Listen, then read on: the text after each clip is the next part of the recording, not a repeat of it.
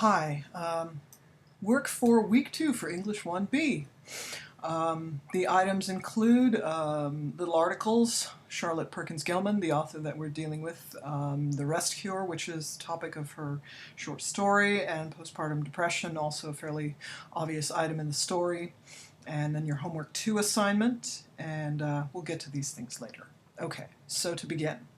Charlotte Perkins Gilman, the author of The Yellow Wallpaper, very, very famous. You'd be hard-pressed to find a single anthology of American literature, or the introduction to literature for that matter, that does not have the yellow wallpaper in it. That's how important it's considered to be. So you have a little bit of background, a little bit of historical information. This is Charlotte Perkins Gilman. She was living in the 19th century, and so this talks a little bit about her life experiences and sort of what led to the yellow wallpaper, which is, well, for most of your historians and literature scholars, considered to be rather autobiographical, rather based upon her experiences. Now, the rest cure, if it doesn't open right away, find the little bar at the top of the screen, click, and it will open for you. The rest cure is a type of so-called treatment generally given to women who were assumed to be having problems because they were women, and women are feeble and feeble-minded and can't take care of themselves. That is to say, this is the thinking of the day, 19th century.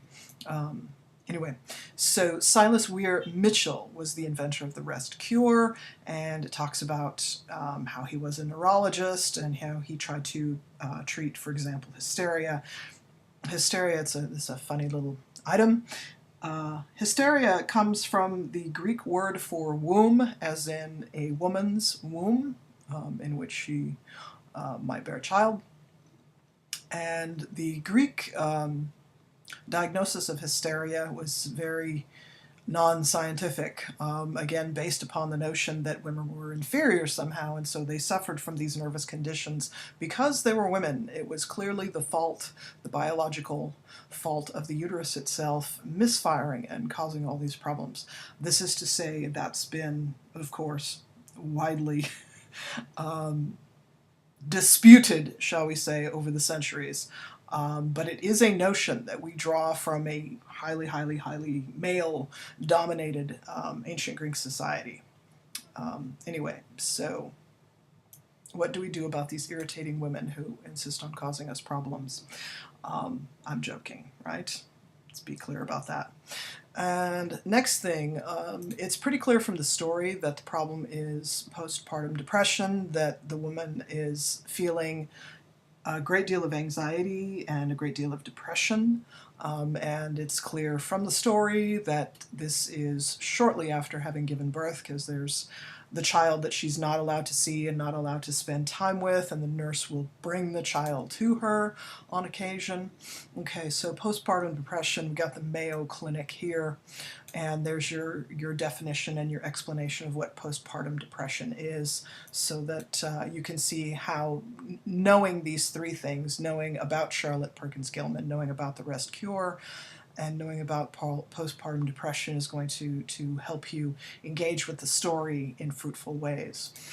And your assignment is, okay, here we go. You're going to read The Yellow Wallpaper, and you're going to read the Siegel Book of Literature. Stories, pages in Roman numerals 22 to 33 in the introduction, and The Yellow Wallpaper begins on page 171. And you can see this is a longer story, 16, 17, 18 pages, whatever it is. So you need to plan time for that.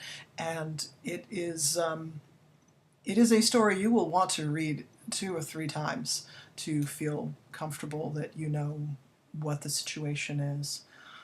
Okay, and it's an interesting story. My students always love this story.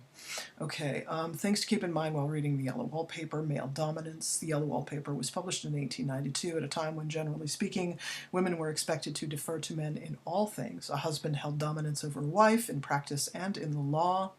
In addition, although there have always been women doctors and there were women's colleges of medicine even by the 1890s, it is fair to say that these were extremely rare because most universities were male only. Women were not allowed to attend the university. And culturally, women were expected to confine their interests and energies to the household. As a consequence to male domination in the medical field, medicine looked at the female body and the female mind as other, as not quite us, maybe even not quite human, maybe a little bit more animalistic. But they also looked at, doctors in the medical field also looked at the female mind and the female body as not quite other enough. This is to say the field focused on the conditions that are common in men and treated women as if they were men. So all of the medical treatments, practically everything, going up until, my goodness, probably even the 1980s, were treatments studied with male subjects because, you know, the subjects that would be under study in the medical field would have been university students, and if all the university students are men, then that means that they're only studying men as patients and as subjects. So the medical field focused on men and men's conditions, and whatever treatment women got, by and large, it was the sort of treatment that was offered to men, which makes a certain amount of sense. You know, we have very, very similar bodies in a lot of ways. Okay, or the field treated female trouble as imagined, as mental, as not real, as something best put off, put away, ignored, until the dear lady comes to her senses. That rest cure, right? Bed rest, confinement, solitude, silence. And this is really important culturally because that rest cure was extremely popular, and it continued to be the case for generations, that it was assumed that if a woman was suffering from a nervous condition, then she should be confined. She should be basically locked up, right?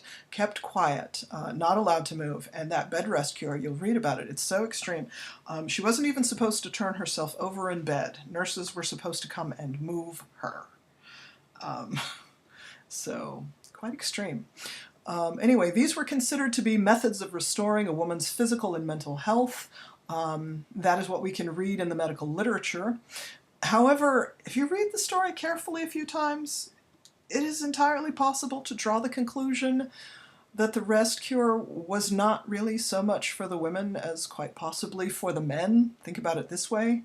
If she's confined and alone, she can't bother her husband, she can't upset him, she can't chatter at him endlessly and upset him. So, isn't it possible? I don't know, see what you think.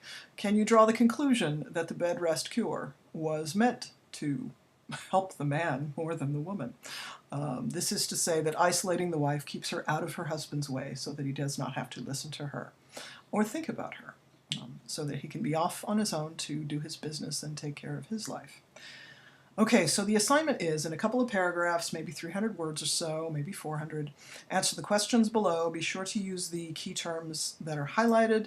For the first paragraph, the series of descriptions of the wallpaper make it a motif. You can count, but there's at least 10 different descriptions of that wallpaper, and it sort of moves, interestingly. Okay, so how does the wallpaper seem to change appearance and meaning for the protagonist? And we are treating the woman as protagonist. It's all her point of view, written in a journal. And I think you might possibly associate those wallpaper changes with her, with what she is thinking, what she is feeling, what she is seeing. See what you think. And also in the first paragraph, in what way can you say that the wallpaper is a symbol, and what does it symbolize? So, motif and symbol are two terms that you're going to be reading in the introduction on these pages, Roman numeral 22 to Roman numeral 33, and those terms come up. In your second paragraph, discuss setting and point of view. Where does the story take place, as described in the story? When does the story take place? Now, it doesn't give a year or something like that, but just given what's going on in the story and given what you know about the rest cure. when would it be taking place? Very likely it would have to be when Charlotte Perkins Gilman was very young, in her 20s or something. Point of view. What seems to be the point of view in the story? Who is the narrator? Okay? Who seems to be narrating, and what medium, written or spoken, is used? Is this speech? Is this writing? What sort of either? Who seems to be the audience for it? Okay. In addition, please comment on how this story speaks to the human condition. That is something that every humanities class must do, right? Any subject you take in a humanities class, and English is a humanities class, as is philosophy and Spanish and all kinds of things. So how does it speak to the human condition? What does it tell us? What does it tell us about its own generation of men, right, and women? But also, does it tell us something about many generations over time of women and men? What does it tell us about that? Okay, this comment or claim, I leave it to you. It can be the very first statement in your homework, or it could be the very last statement in your homework. Either one is fine. But this statement about how it speaks to the human condition is not a statement that you bury in the middle. Okay? It's got to be either first or last. If you place it first, it's what we call deductive reasoning. If you place it last, it's what we call inductive reasoning. But it is your big general takeaway conclusion type thing, so that is not a thing to be buried. First or last, either one, good. Okay, so that is it for this video. Enjoy your week.